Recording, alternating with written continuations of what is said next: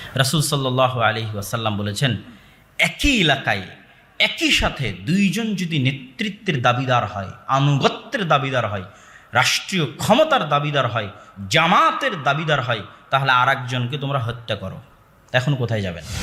জামাত ইসলামের ভাইয়েরাও জামাতবদ্ধ জীবনযাপনের বই লিখেছে। তারা তাদের দলে যুক্ত হওয়াকে জামাতবদ্ধ জীবনযাপন বলেছে। তাবলিগ জামাতের মধ্যে যখন দুই ভাগ হয়ে গেল, মাওলানা সাদ কান্ধেলিবি, তখন তার অনুসারীরা বড় বড় বই লিখলেন জামাতবদ্ধ জীবনযাপনের উপর, আর তাবলিগ জামাতের সাথে থাকাকে জামাতবদ্ধ জীবনযাপন বললেন। এভাবে সবাই যদি আমরা আমাদের সাথে থাকাকে জামাতবদ্ধ জীবনযাপন বলি, তাহলে সব মুসলমান হত্যার যোগ্য অপরাধী। বুঝেননি মনে হয়? সব মুসলমান কিসের যোগ্য অপরাধী? হত্যার যোগ্য অপরাধী, আল্লাহর নবীর হাদিস অনুযায়ী। সুতরাং এই পাগলামি করা যাবে না, এই পাগলামি থেকে আমাদের বের হয়ে আসতে হবে।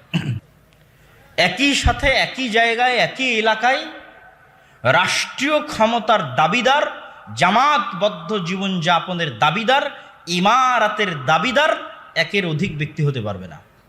যদি আমি আজকে এখানে একটা নতুন ইমারত খুলতে চাই, আল ইমার আল ইসলামিয়া বে আফগানিস্তান, এরকম আজকে আমি আবদুল্লাহ আজকে এখানে নতুন একটা ইমারত খুলবো আপনাদেরকে নিয়ে, আল ইমার আল ইসলামিয়া বে বাংলাদেশ, এটা কখন খুলতে পারবো? আপনাদের কাছে বায়াতও নিতে পারবো, আপনারা আমার অধীনে আমার অনুসরণও করতে বাধ্য, আমার সাথে জিহাদও করতে বাধ্য।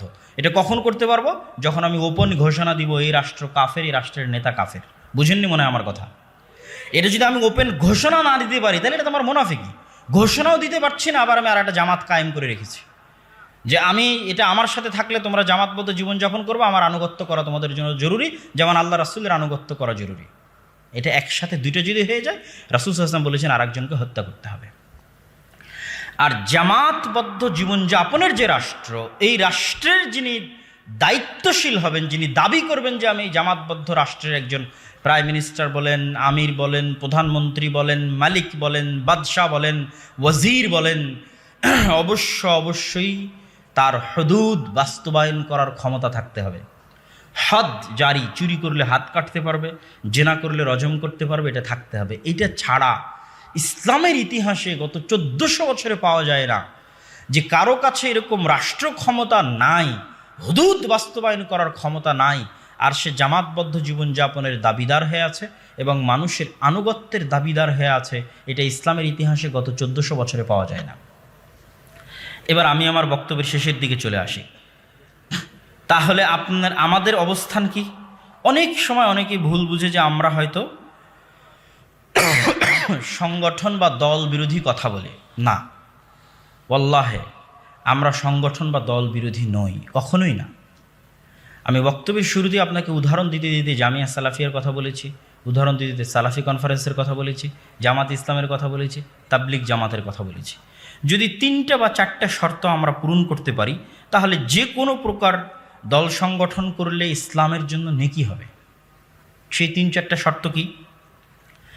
নির্দিষ্ট কোনো দল বা সংগঠনকে জামাতবদ্ধ জীবনযাপনের মানদণ্ড মনে করা যাবে না।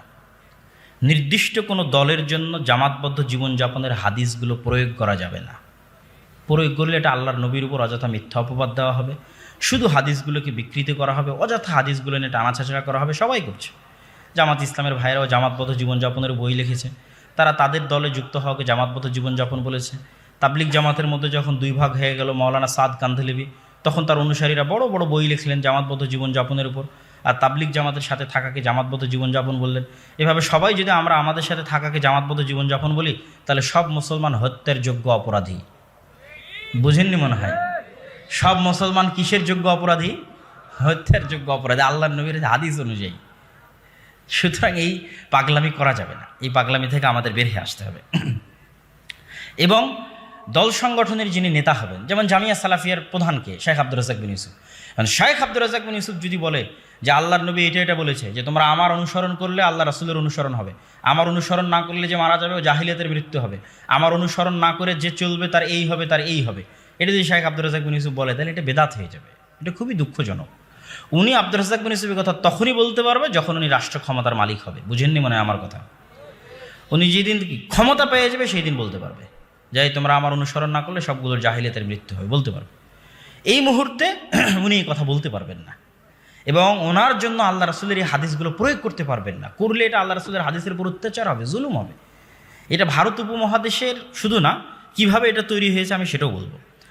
দল সংগঠনের উপর ভিত্তি করে পরস্পরের ভ্রাতৃত্বের মানদণ্ড তৈরি করা যাবে না, এবং নির্দিষ্ট কোনো দলকে ফেরকায়ে নাজিয়া মনে করা যাবে না। ফেরকায়ে নাজিয়া হচ্ছে মুক্তিপ্রাপ্ত জামাত, 70 এবং 72টার মধ্যে একটা মুক্তিপ্রাপ্ত জামাত।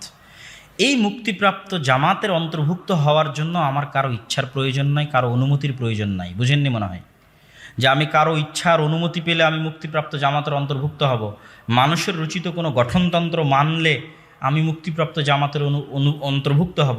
মানুষের রচিত কোনো ফরম পূরণ করলে আমি মুক্তিপ্রাপ্ত জামাতের অন্তর্ভুক্ত হব। যদি এটা আমরা বলি তাহলে ইসলাম মিথ্যা, আল্লাহর নবী মিথ্যা, রাসূল সাল্লাল্লাহু আলাইহি ওয়াসাল্লাম মিথ্যা, আল্লাহ সুবহানাহু ওয়া তাআলা মিথ্যা। এটা হতে পারে না যে একজন মানুষ মুক্তিপ্রাপ্ত জামাতের অন্তর্ভুক্ত হবে আর তার জন্য তাকে আমার রচিত গঠনতন্ত্র মানতে হবে, আমার রচিত ফরম তাকে পূরণ করতে হবে। এটা হতে পারে না।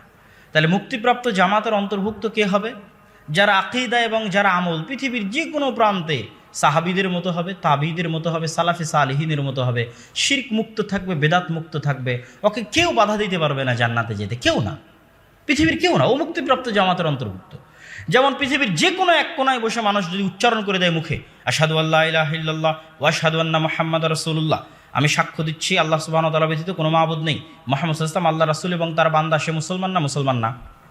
দুনিয়ার আর কারো অনুমতির প্রয়োজন আছে আর মুসলমান হতে? যদি আর কারো অনুমতির প্রয়োজন হয় তাহলে আল্লাহ সুবহানাহু ওয়া তাআলা মিথ্যা, তার নবী মিথ্যা। ভাই, আমি ইসলাম গ্রহণ করব, জান্নাতে যাব, আর তার জন্য ডাইরেক্ট আল্লাহর সাথে কানেকশন না হয় কোনো মানুষের তৈরি কিছু আমাকে মানতে হবে, এটা হতে পারে না। তাহলে আমি ফেরকায়ে নাজিয়ার অন্তর্ভুক্ত হতে চাই, এর জন্য আমাকে কারো অধীনস্থ হতে হবে, এটা হতে পারে না।